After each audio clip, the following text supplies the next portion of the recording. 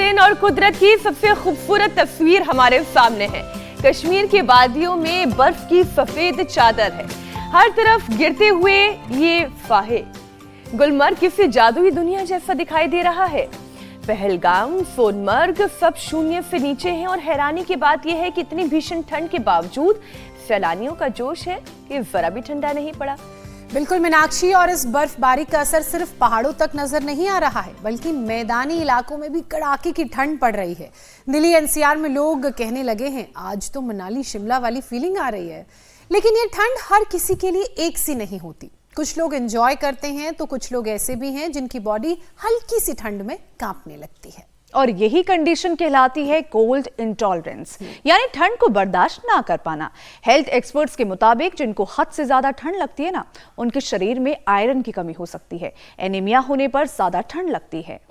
वहीं अगर हाथ पैर ठंडे हो और शरीर का बाकी हिस्सा नॉर्मल हो तो ब्लड का प्रॉपर सर्कुलेशन ना होना इसकी वजह है।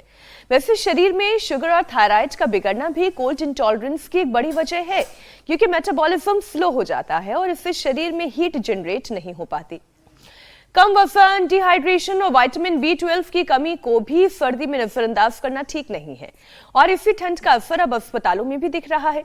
सर्दी, खांसी, जुकाम, बुखार, निमोनिया के मामले 45% तक बढ़ चुके हैं। शुगर और हार्ट पेशेंट्स को खासतौर पर अलर्ट रहने की जरूरत है। ठंडी हवा सिर में चुभन बढ़ाती है, साइनस और टॉन्सिल्स को ट्रिगर करती है, और अगर बॉडी इस ठंड को बर्दाश्त नहीं कर पाई तो हाइपोथर्मिया का खतरा पैदा हो जाता है, क्योंकि अमूमन इंसान का जो नॉर्मल बॉडी टेम्परेचर है वो 37 डिग्री सेल्सियस होता है, और अगर ये 35 से नीचे गिरता है तो तेज कंपकपी, थकान, सुस्ती, नींद आने लगती है, जिसे नजरअंदाज करना खतरनाक है। तो सवाल साफ है, ठंड से मुकाबले के लिए खुद को तैयार कैसे करें? और इसका जवाब है योग और हेल्दी लाइफस्टाइल, जो शरीर में अंदरूनी गर्मी नेचुरली पैदा करते हैं। करना क्या होगा, क्या खाना पीना है, क्या योगाभ्यास करना है, ये समझाने के लिए योग गुरु स्वामी रामदेव हमारे साथ जुड़ चुके हैं। स्वामी जी, बहुत बहुत स्वागत है। प्रणाम स्वामी जी।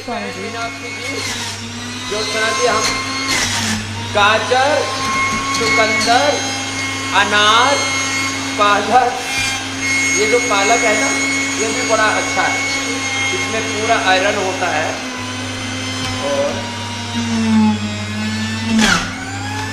ये पालक का और इसमें आंवले का, पालक, आंवला, टमाटर, इसका जूस हम बना देते हैं।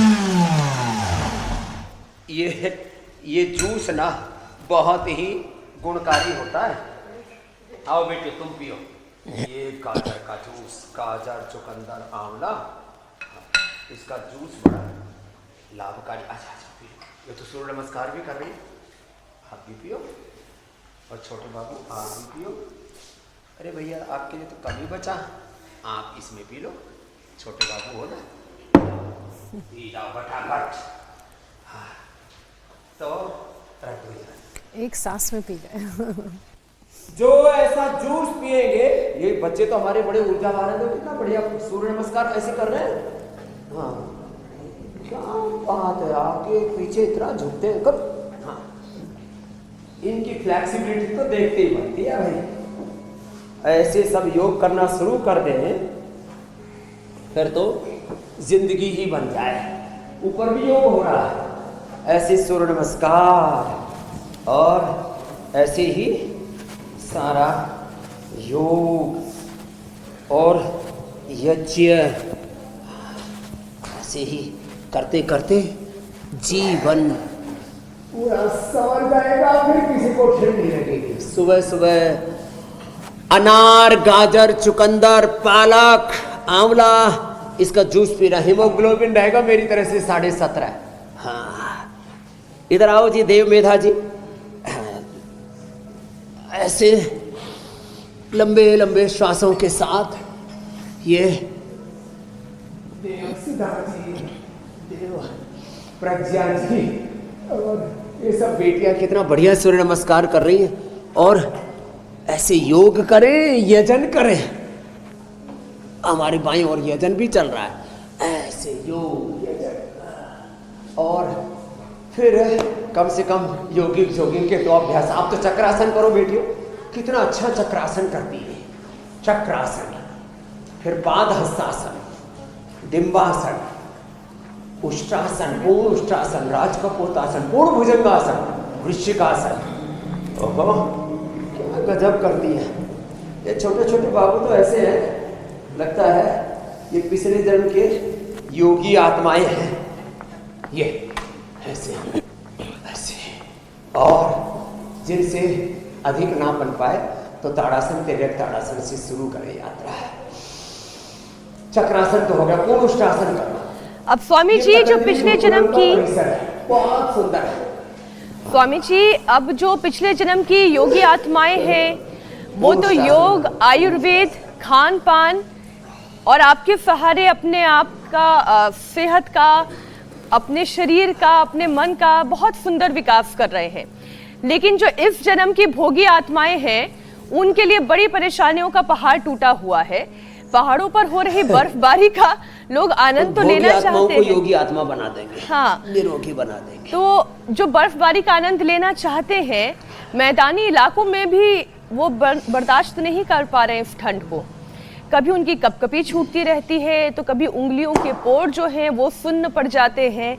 इस भीषण ठंड के अलर्ट में केवल कपड़े की गर्मी से तो काम नहीं चलेगा, शरीर को अंदर से गर्म रखने के लिए वो कौन सी दिनचर्या अपनानी जरूरी है? भीतर की गर्मी जी, भीतर की ऊर्जा, भीतर का ओज, भीतर का तेज, भीतर का सामर्थ्य जागृत करने के लिए एक तो चल बेटे हनुमान आसन करो। तो पतंजलि गुरुकुलम में अपनी बेटियों को पढ़ाना है ना, 4 से 8 कक्षा तक यह एडमिशन का प्रोविजन है। और अभी ये 25 जनवरी को हमारे गणतंत्र दिवस के एक दिन पहले इनकी परीक्षा रखी, लास्ट 1,000 से ज़्यादा बेटियों के लिए हमने ये व्यवस्था रखी है। तो यहाँ तो योगी बालक है, योगिनी बेटियाँ हैं। ओहो, कितना सुंदर अभ्यास करती हैं। ऐसे हनुमान आसन, भूनमन आसन करो। हाँ, हमारी तरफ, हाँ इधर घुमा लो। ऐसे खट से लेट जाती है, हाँ ऐसे जैसे कि हड्डियां हैं ही नहीं, रबर की गुड़िया हो जैसे। कितना सुंदर करती है। तो जिनको बहुत ठंड लगती है, दूध में या तेज गर्म पानी में शिला तुलसी, शिलाजीत, केसर, हल्दी, अदरक, तुलसी, हल्दी, अदरक, तुलसी और शिलाजीत अंदर से गर्म कर देता है। और ज़्यादा ही कमज़ोर हैं तो इम्यूनोग्रिट गोल्ड, करक्यूमिन गोल्ड। ओहो, च्यवनप्राश। मैं तो सुबह सुबह गोधन अर्क में तेज गर्म पानी डालता हूँ, थोड़ा केसर, थोड़ा हनी डाल के पीता हूँ और उससे पेट भी बढ़िया साफ हो जाता है। भूख कड़ाके की लगती है, बॉडी का मेटाबॉलिज्म बात आ ही रहता है, लक्कड़ पत्थर सब हजम। और फिर दंड बैठक लगा के हम तो गोंद के लड्डू खा लेते हैं, बादाम पाक खा लेते हैं, च्यवनप्राश या कोलेजन प्राश। तो देखो हमें तो कतई सर्दी नहीं लग रही है, देखो एकदम पक्की वाली बात है। फिर जिनको ज़्यादा सर्दी लगती है वो भी इन उपायों को अपना सकते हैं। ये गाय का घी रखा, अश्वगंधा, शतावर, गोंद के लड्डू रखे उधर। हाँ, अरे बच्चे तो भूनमन आसन भी बहुत अच्छा किए।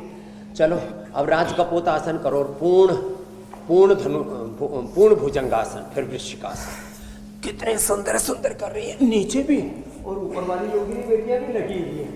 थैंक यू, करो करो ऐसे, देखो कितना बढ़िया करती है। और अब वो करो, ये तो हो गया राजकपोत। बस ये इतने अच्छे कबूतर हैं, उड़ते नहीं है बस, बाकी इनमें कोई कसर नहीं है। ये भुजंगासन और ऐसे ये 100 बार और राजकप। अब चलो पूर्ण धनुरासन, पूर्ण वो करो, पूर्ण भुजंगासन। पीछे से पैर उठा के अब सिर के लगा देते हैं। ये देखो कितना सुंदर है, कितना अच्छा है। हमारा तो लग ही नहीं रहा, इनका लग गया। हाँ, हमारा भी बचपन में लग जाता था, बीच में हमने छोड़ दिया था। ना छोड़ते तो अच्छा रहता। तो सुबह सुबह थोड़ा जॉगिंग करें, रनिंग करें, दौड़ लगाएं, ऐसे राजकपूत आसन करें। वृश्चिकासन करो बेटियों। प्रस्वित हस्त वृश्चिकासन, उत्थित हस्त वृश्चिकासन, आकंठ वृश्चिकासन। पीछे से पैर उठाओ और सिर पर टिका दो। ये देखो कितना अच्छा किया। क्या नाम है बाबू? तोशी। अच्छी अच्छी बेटी, 30 स्टेट से बच्चियाँ पढ़ती हैं बेटियाँ।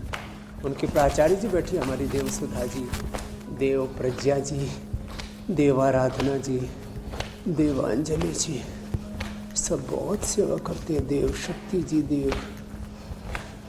देवांशी जी, ऐसे लंबे लंबे श्वास। तो किसी को अपनी बेटियां पढ़ानी है ना पतंजलि गुरुकुलम में 8954555599 और पतंजलि गुरुकुलम की वेबसाइट पर बाकी शेष जानकारी ले लेना। तो ठंड तो कतई नहीं लगेगी जो प्रयोग बता दिया। तो भुजंग आसन 100 बार करना है। जो कर सके उनको साधारण दंड, हनुमान दंड और मिश्र दंड या फिर हालांकि स्वामी जी पलट दंड, जितनी उछल कूद मैंने ईशा और ज्योत्सना ने कर ली है, ये बड़ी जोरदार। उसके बाद हमें तो ठंड नहीं लग रही है और हम उम्मीद ये करते हैं कि जो हमारे दर्शक घर बैठे हमारे साथ साथ योग अभ्यास कर रहे हैं उन्हें भी ठंड लगनी बंद हो जाएगी। लेकिन स्वामी जी, आप अक्सर ये कहते हैं कि जरूरत से ज्यादा ठंड लगना ये नॉर्मल नहीं है। एनीमिया यानी कि आयरन की कमी इसकी बड़ी वजह है। ऐसे लोगों के लिए योगाभ्यास के साथ स्वामी जी आहार ये सबसे प्रभावी तरीका है। कैसे वो अपनी आयरन डेफिशिएंसी को दूर कर सकते हैं, हीमोग्लोबिन का लेवल बेहतर बना सकते हैं। और खास तौर पर मैं देखती हूँ कि लड़कियों को ज्यादा ठंड लगती है, महिलाओं को ज्यादा ठंड लगती है क्योंकि नेचुरली उनके अंदर हीमोग्लोबिन लो होता है। किसी किसी के तो इतने हाथ पैर ठंडे हो जाते हैं, कपड़े ओढ़ने के बाद, रजाई ओढ़ने के बाद भी आधा घंटा 1 घंटा लग जाता है गर्म होने में। फिर तपना पड़ता है उनको, फिर वो ऐसे ऐसे तपते रहते हैं। आग के ऊपर हाथ रख देते हैं, तब जा करके किसी की तो चमड़ी जल जाती है तपने के चक्कर में।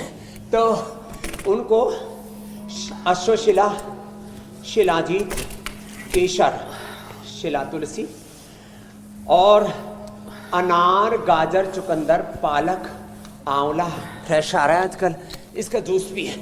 हमने हीमोग्लोबिन भटी भी बना रखी है, हीमोग्लोबिन भटी, और हीम जूस नाम दे रखा है जो अभी दिखाया था। आयरन की कतई डेफिशिएंसी नहीं रहेगी।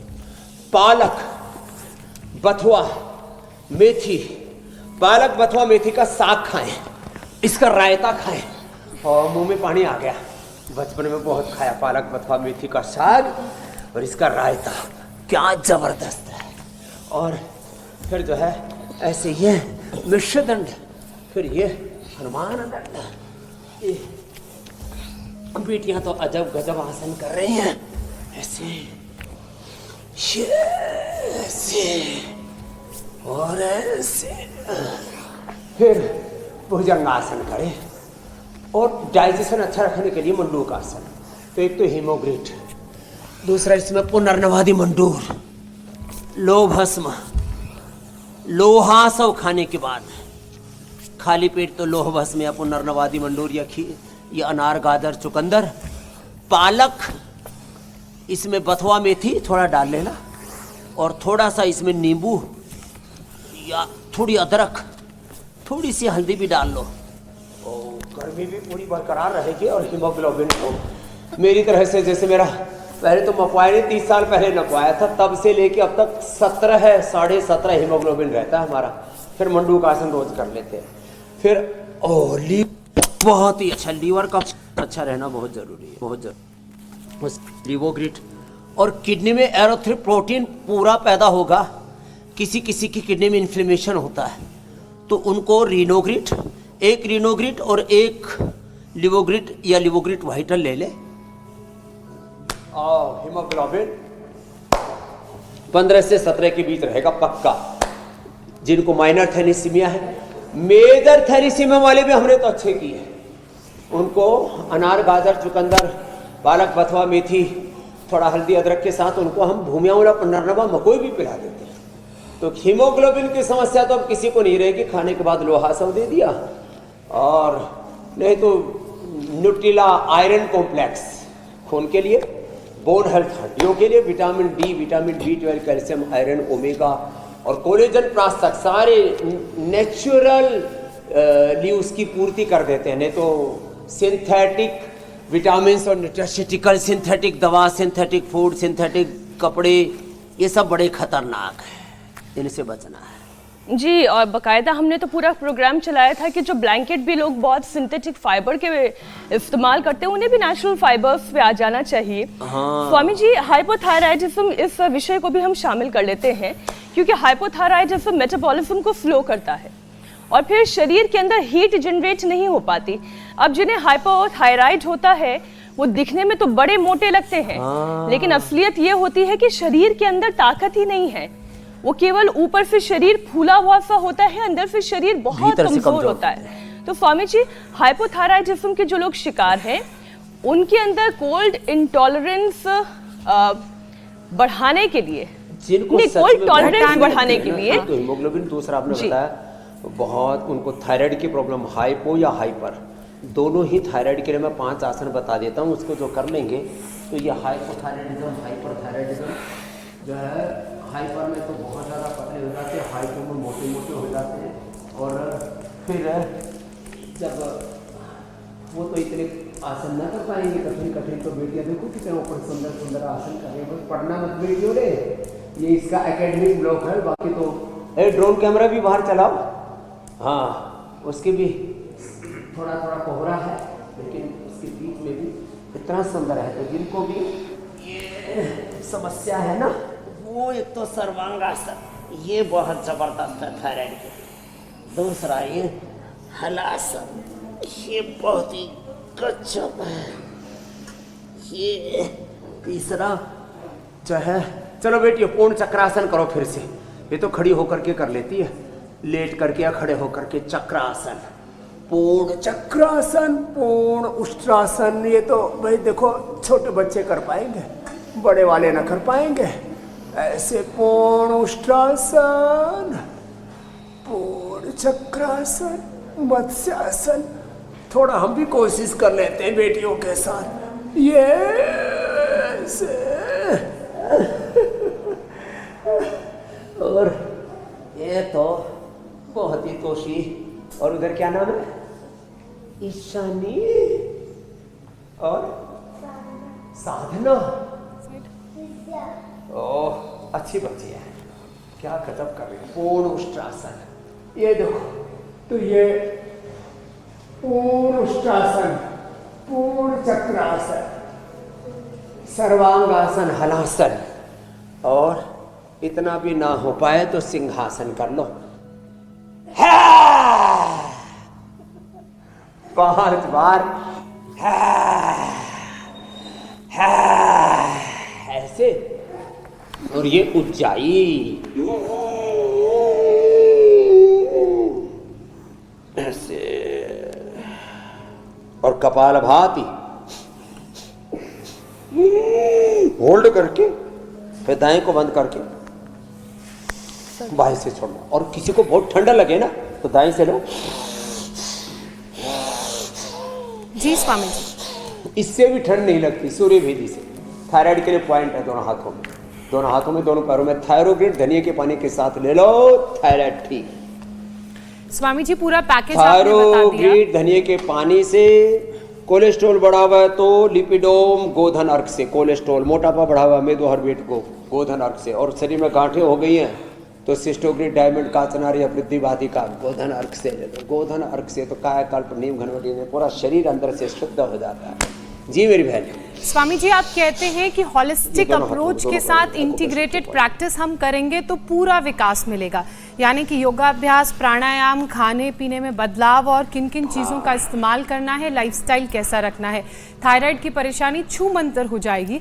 यही फॉर्मूला हर बीमारी के लिए अप्लाई होता है। डायबिटीज़ की हम बात कर लेते हैं स्वामी जी, क्योंकि डायबिटीज़ में तो जो हमारी नर्व्स हैं वो कमज़ोर हो जाती हैं, जिस वजह से ब्लड सर्कुलेशन इफेक्टेड होता है। और सर्दियों में तो वैसे ही जो ब्लड सर्कुलेशन का चक्कर है वो जकड़ा हुआ सा होता है, क्योंकि नसें सिकुड़ जाती हैं। डायबिटीज वालों को भी ज्यादा ठंड लगती है, तो सर्दी में जिनकी क्या उपाय और करें? कफ की प्रकृति है ना बहन ज्योत्सना जी, उनको भी ज्यादा ठंड लगती है। स्वामी जी बस एक छोटी सी बात तो इसमें डायबिटीज में 5 बड़ी समस्याएं हैं। तो जी बताओ स्वामी जी, ठंड में शुगर कंट्रोल कैसे की जाए? डायबिटीज से जुड़ी कोल्ड इंटॉलरेंस से बचने के लिए कौन कौन से योगाभ्यास कर सकते हैं और आयुर्वेदिक उपाय आजमाएं तो कैसे? इसमें ये तो ये मंडूकासन और योग मुद्रासन, ये मैं मात्र 3 अभ्यास बता रहा हूं। मंडूकासन या योग मुद्रासन, बैठ के वक्रासन और लेट करके पवन मुक्तासन। खीरा, करेला, टमाटर का जूस, मदनाशिनी, मधुमेह। आंखों में प्रॉब्लम आ जाती है डायबिटीज से, इसको रेटिनोपैथी बोलते हैं, रेटिनो में प्रॉब्लम आ जाती है तो आई ग्रिट ले लें और थोड़ा गाजर का सेवन कर लें या गाजर का जूस ही पी लें। गाजर, उसमें थोड़ा सा हल्दी, थोड़ा सा ये अदरक डाल करके और थोड़ा सा आंवला। तो रेटिनोपैथी। नेफ्रोपैथी के लिए लौकी की सब्जी, एक समय लौकी की सब्जी लें और एक समय मूली की सब्जी।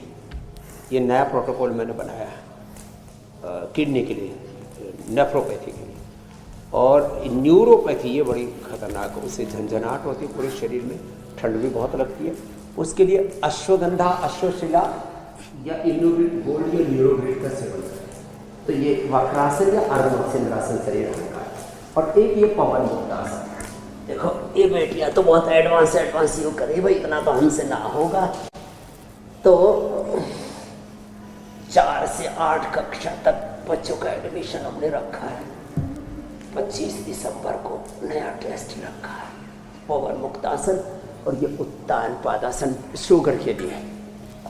तो शुगर और शुगर के कॉम्प्लिकेशंस के लिए मैंने पूरा बताया। शुगर वालों को भी ज़्यादा ठंड लगती है और अंदर से झुंझुनी होती है, तो उसके लिए अश्वगंधा, शतावर, अश्वशिला, शिलाजीत, स्वर्ण शिलाजीत, न्यूरोग्रिड, इमरग्रिड, ये उसके लिए उपाय बता दिए। और पवन मुक्तासन और उत्तान पादासन थोड़ा लंबा करें। फिर जैसे मैंने कहा 2 को और ज़्यादा ठंड लगती है। एक जिनकी वात की प्रकृति है तो उसको तो एलोवेरा, गिलोय, पारिजात, निर्गुंडी, सहजने का जूस, पीडानिल, गोल्ड, ऑर्थोग्रिड। और जिनको बहुत ज़्यादा वात की प्रकृति है, 10 मूल या पीड़ांतक वात। कफ वालों को भी बहुत ज़्यादा ठंड लगती है, कफ की प्रकृति है, तो स्वासारी क्वाथ, स्वासारी अवलेह, स्वासारी प्रवाही, स्वासारी वटी, ब्रोनकोम, ये ले ले। थोड़ा च्यवनप्राश ले ले, ये बच्चों को बालप्राश दे दे। कफ वालों को भी बहुत ठंड लगती है और ये भुजंग आसन करें, ये जरूरी है। वात वालों को, कफ वालों को ज़्यादा ठंड लगती है। आज सारे विषय को ले रहे हैं जिनको बहुत ज़्यादा ठंड लगती है। और तिल के तेल से मसाज करें स्नान से पहले। बहुत महंगे महंगे बॉडी लोशन, बहुत महंगे महंगे क्रीमें, ये क्रीम खरीदने की, बॉडी लोशन खरीदने की, gold cream, anti ageing cream, moisturisers के नाम पर पूरा बखेड़ा हो रखा है। तो सिर के ऊपर पैर रख लिए, एक एक पैर को रख लिया, चलो दोनों पैर भी रख के दिखाओ। द्विपाद ग्रीवासन, गर्भासन, सुप्त गर्भासन। और ऊपर भी देखो कितना सुंदर सुंदर योग करे। हाँ जी, दोनों पैर रखो जी गर्दन के ऊपर, पीछे लेट करके रख दो, सुप्त गर्भासन हो जाएगा। एक एक दोनों पैर, बड़ा अच्छा योग करती है बेटियों, क्या गजब है भैया। ज्योत्सना जी, मीनाक्षी जी, आप भी ताली बजा दो। और देखो उसमें भी हाथ छोड़ती है, बहुत कितना बैलेंस है। हाँ क्या बात है। बाईं तरफ देखा तो बस स्वामी जी अब ये ना हो पा रहा गजब योग हो रहा है। स्वामी जी, ये रबर की गुड़िया है, इतनी अच्छी फ्लेक्सिबिलिटी है इन सब बच्चियों की। इनमें बात अप्रतिम शारीरिक दैहिक सामर्थ्य है, बौद्धिक सामर्थ्य भी है और बड़ी शीलवती है। शीलवान, गुणवान, चरित्रवान जैसा होना चाहिए एक आत्मा को, ऐसी शीलवती, गुणवती, चरित्रवती, मेधावती, मेधाविनी और वीरांगना है ये। हाँ चलो अब सब शीर्षासन करो। सब बच्चों को शीर्षासन तो अवश्य करना चाहिए। जो शीर्षासन करते हैं ना वो शीर्ष पर, शिखर पर पहुंचते हैं। ये बहुत जबरदस्त है सब बच्चों के लिए। और इस शीर्षासन करने वाले को ठंड भी नहीं लगती, हमको इसीलिए नहीं लगती ठंड।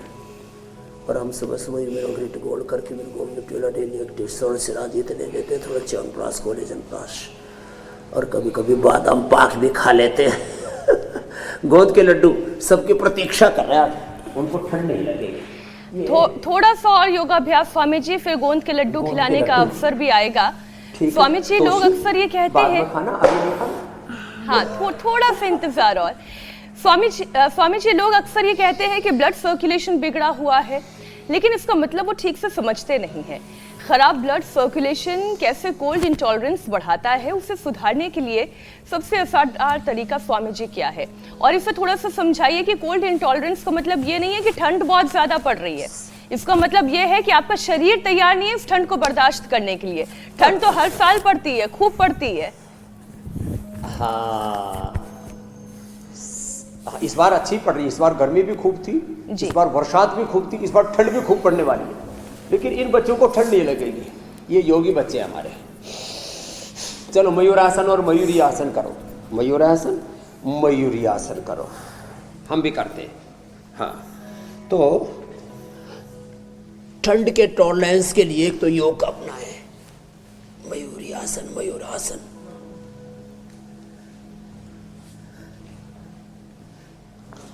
बहुत अच्छे से कर रही है बेटियां तो, और बड़ा बैलेंस है। छोटे छोटे बाबू भी क्या गजब कर रहे हैं, थैंक यू। हाँ, क्या नाम है इस बाई तरफ वाली का? ईशानी। बहुत अच्छा किया बाबू आपने। अब चलो सब बैठ के अनुलोम विलोम करो, और ज्यादा ठंड लगे ना तो जोर जोर से भस्त्रिका करो, और दाएं से लो बाएं से छोड़ो, पूरा लंबा लो। सूर्य भी दाएं से लो बाएं से छोड़ो, पूरा शरीर गर्म हो जाता है। एक बच्चा यहाँ पतंजलि गुरुकुलम आचार्य कुलम से पढ़ के वो चला गया ब्रिटेन, वहां माइनस वहां स्कॉटलैंड। तो बोला दिव्यांशु, बोले स्वामी जी आपने सूर्य भेदी सिखाया था, वहां काम आया इंग्लैंड में। -25 पर भी ठंड नहीं लग रही थी सूर्य भेदी करके।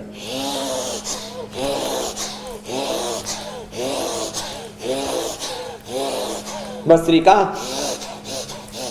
और एक अनुलोम विलोम, एक सूर्य भेदी। इतना जोर से ना होता से, लेकिन भूत भस्त्रिका नहीं करना। एक भूत भस्त्रिका से उछल कूद करके ऐसे ऐसे करके हाथ पैर फेंक करके जो भस्त्रिका करते, भूत भस्त्रिका नहीं करना, ऐसे करना पूरे फेंक एकदम। देखो क्लियर है, नहीं तो ऐसे करें ना, खू खू करते हैं लोग। हम तो बच्चों को, ईशानी आप ये बालप्राश खाना दो, ये इनको गिफ्ट है, बालप्राश च्यवनप्राश। ये जो बच्चे खाएंगे ना, हाँ अगली को दो, उसको दो, सब मिलजुल करके खाएंगे बाद में। ये जो खाते हैं उनको बालप्राश खाओ, च्यवनप्राश खाओ, और गोंद के लड्डू खाओ। हाँ, ये आपके लिए अकेले के नहीं, उनको भी खिलाना। हाँ, इसको ऐसे करके रखो सामने। हाँ, ऐसे ऐसे खड़ा करके, हाँ ऐसे। ये आपके लिए प्रसाद है। जो गोंद के लड्डू से ना हड्डी भी मजबूत हो जाती है, और उसमें थोड़ा केसर डाल दो, अश्वगंधा शतावत डाल दो। जिसके शरीर में केवल हड्डी पता चलती है, हमारा शरीर इसी से बना है, हड्डी बाजरे के के चूरमा, बाजरे की रोटी के चूरमा से, नहीं बाजरे की खिचड़ी से, और गोंद के लड्डू से। मैं कह रही हूँ स्वामी जी, अब जिनके शरीर में हड्डी हड्डी पता चलती है, ऊपर मांस का कोई अता पता नहीं, ऐसे लोगों के लिए भी तो ये ठंड बड़ी कड़कड़ाने वाली होती है। स्वामी जी, कम वजन वाले लोगों को भी बहुत ठंड लगती है। कपड़ों की लेयर की वजह से लगता है जरूर है कि शरीर में वजन बहुत है, लेकिन कपड़े उतरते तब पता चलता है कि खजूर खाओ, डेट खाओ, ये तो आए बाएं फाइन है। खजूर और दूध। कंगाल नाथ भी पूरे, दरिद्रनाथ भी पूरे समृद्धनाथ हो जाएंगे। हाँ, दीनानाथ हो जाएंगे, वो शिवनाथ हो जाएंगे, रामनाथ हो जाएंगे, योगनाथ हो जाएंगे। दूध में थोड़ा सा खजूर, उसका गर्म दूध के साथ खजूर ले लो, और गर्म दूध के साथ केला, और थोड़ा उसमें दूध में शिलाजित केसर डाल देना तो ठंडा नहीं रहेगा फिर। तो केला वैसे आजकल तो खजूर और दूध का अच्छा मेल है, केला थोड़ा ठंडा होता है, तो केला और खजूर खाओ, अश्वगंधा शतावर ले लो और जितना चाहो उतना वजन बढ़ जाएगा। ये है महिमा। और योग करो, दंड लगाओ, हाँ दंड लगाना, दंड लगाओ, चलो साधारण दंड लगाओ बच्चों, साधारण दंड तो सबको लगाना चाहिए। और भुजंगासन, भुजंगासन ये बच्चे 100 बार करते हैं, चलो साधारण दंड लगाओ, कुछ भुजंगासन करो। बड़े बच्चे साधारण दंड लगाओ और छोटे बच्चे भुजंगासन करो। तो भुजंगासन करने से पूरा शरीर ऐसे बलवान बनता है। पीछे पैर पास में, पैर मिले हुए पीछे से, क्लोज रखो पैरों को। स्वामी जी, जिन तो लोगों का वजन कंगाल नाथ नहीं रहेगा, कंगाल नाथ नहीं रहेगा, दरिद्र नाथ नहीं। खान पान में तो उन्हें भी बदलाव करने की जरूरत है। और जो पतले लोग ये शिकायत करते हैं कि हम बहुत खाते हैं लेकिन लगता नहीं है, इसका मतलब वो सही नहीं खा रहे हैं। जैसे कि आपने कहा कि दूध केला गर्मियों में और सर्दियों में खजूर दूध की ज़रूरत है, गोंद के लड्डू वो ले सकते हैं। इसके अलावा तमाम ऐसी चीज़ें हैं जिनका सेवन करने से उनका वजन बढ़ेगा और उसके लिए मेहनत भी करनी पड़ेगी, दंड पसीना भी बहाना पड़ेगा। स्वामी जी, लेकिन भीषण ठंड में ज़रा सी हवा लगते ही कुछ लोगों को कफ, कोल्ड, फीवर और इन्फेक्शन की समस्या हो जाती है। और इस मौसम की तो सबसे कॉमन बीमारियों की बात की जाए वो यही है। इनके बचाव और जल्दी रिकवरी के लिए लोगों को आयुर्वेदिक उपाय एक बार फिर से बता दीजिए। इसके लिए एक तो अणु तेल डालें और कफ सिरप पी करके बच्चे मर रहे हैं, स्वासारी कफ सिरप पी लें, ब्रोनकोम, कंठामृत, स्वासारी प्रवाही, ये इसके लिए बेस्ट है।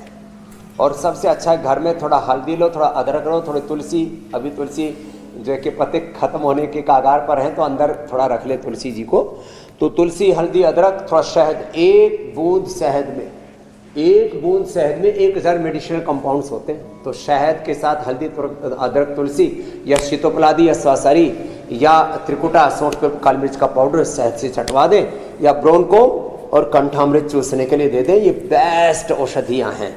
और थोड़े ये पॉइंट वाले से गला थायराइड भी अच्छा हो जाता है। और थोड़ा प्राणायाम कर ले, सुबह सुबह शंख बजा ले। तो स्वामी, और कुछ नहीं तो थोड़ा सा रनिंग कर ले या खड़े खड़े ऐसे ही दौड़ ले, ऐसे जब तक हम अपने हाथों और पाँव की चोटियां गूंथे हुए हैं तब तक जल्दी से संजीवनी दिखा देते हैं दर्शकों को।